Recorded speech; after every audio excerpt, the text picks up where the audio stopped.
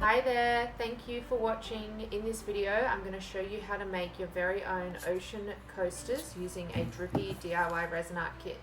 So to start, I actually use sand from Bunnings. You can find it in the garden aisle. I do live close to the beach, however I choose to use this sand potting mix because I find that it has a better colour and a better texture than sand that you would get at most beaches. Often the sand at the beach turns out quite dark because it looks like wet sand when it's mixed with the resin. So I find using a mixture of the textured sand and the white sand from Bunnings, as well as a little bit of glitter, gives me the perfect sandy result every time. So now I just pour in a good amount of resin and mix it with my sand. You want it to be the consistency of a thick brownie batter.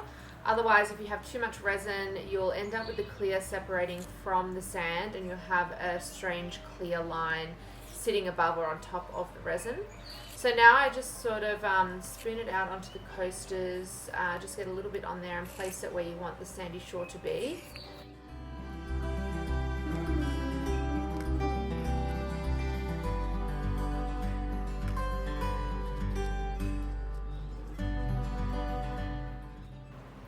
Flatten the sand out so it's not all chunky and you've got a nice even layer of sand, and you can even tip it down to let it drip just to even it out on that section that you've got the sand. Scoop off any excess around the sides so you don't have chunky bits of sand stuck to the edges, and just continue this for all 4 coasters.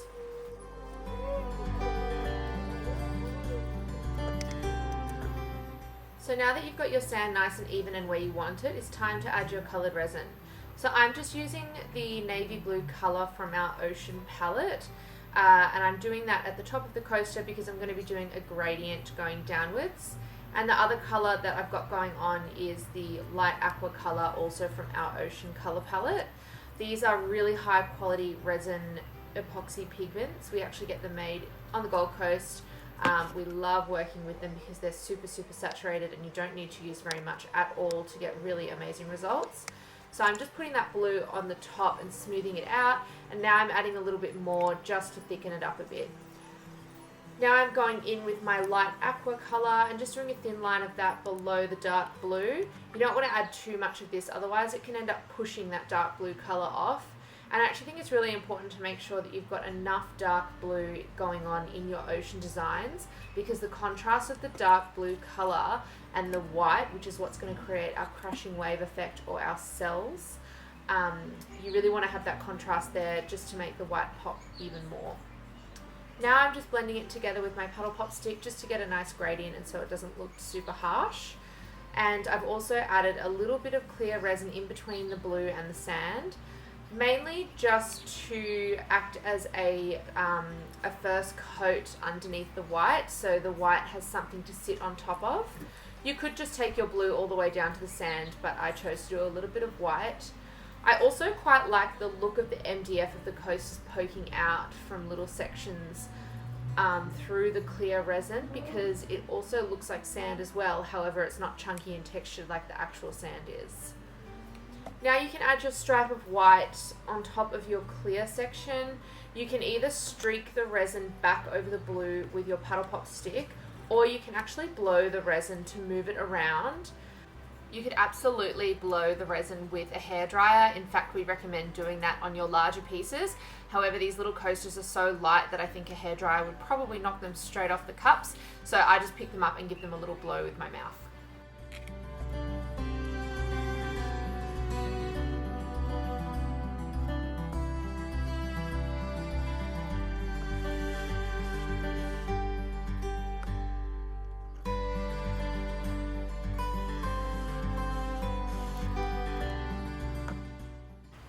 Give your coasters a little bit of a heat with a heat gun. The heat gun is great for popping tiny little air bubbles that get trapped in the resin, but it's also amazing at making those cells start to pop out from your white pigment. Now the reason that we get cells is because it's the different pigment densities interacting with each other, so adding a bit of heat just helps to accelerate that process. So now that we've let our first layer of resin cure overnight, it's time to add another second layer of clear resin on top. This is mainly just to even out the surface because the sand does sit a little bit higher than the other parts of the coaster. So this is just going to help level out the top and also gives you a chance to just create a really nice smooth layer.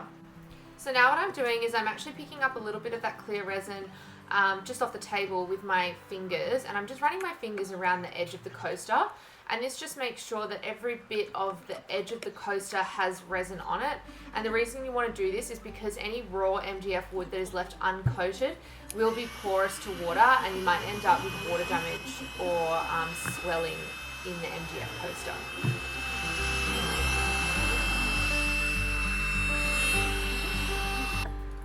So after you've let that second layer of resin dry up overnight, it's time to finish up the backs of the coasters.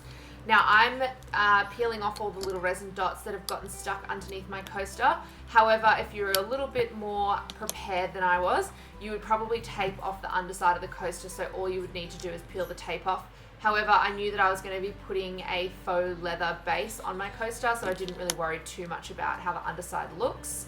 All I do now is use a little bit of E6000 glue to glue on a faux leather coaster backing onto my coaster, just to finish it off and give it a really nice base, so it looks really nice and professional. And there you have it, your ocean coasters are complete and ready to be enjoyed.